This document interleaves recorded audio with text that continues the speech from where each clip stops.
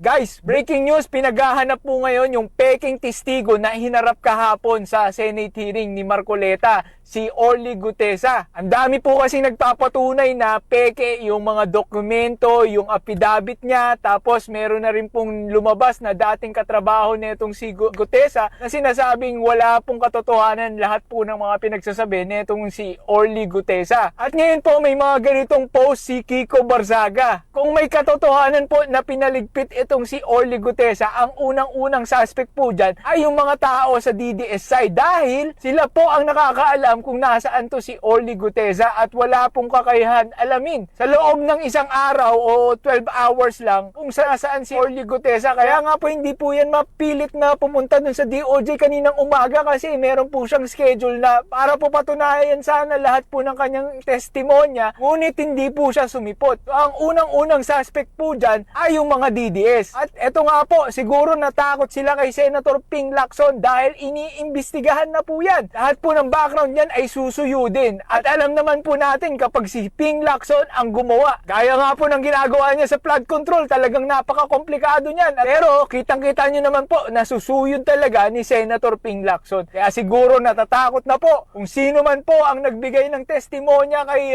Orly Gutesa, matakot ka na at ba't baka mapaaga kang mawala dyan sa Senado. Dapat nga siguro magkaroon ng death penalty para sa mga senador na nagdadala ng peking testigo. Ano sa tingin nyo, Senator Bato de la Rosa? Agree ba kayo? Ikaw, Rodante Marcoleta, agree ka ba sa suggestion na to na magkaroon ng death penalty para sa mga senador na nagdadala ng peking testigo? Ewan ko, yung mga gumagawa kasi niyan halang na yung bituka at dapat na never nang mahalal sa anumang posisyon sa gobyerno.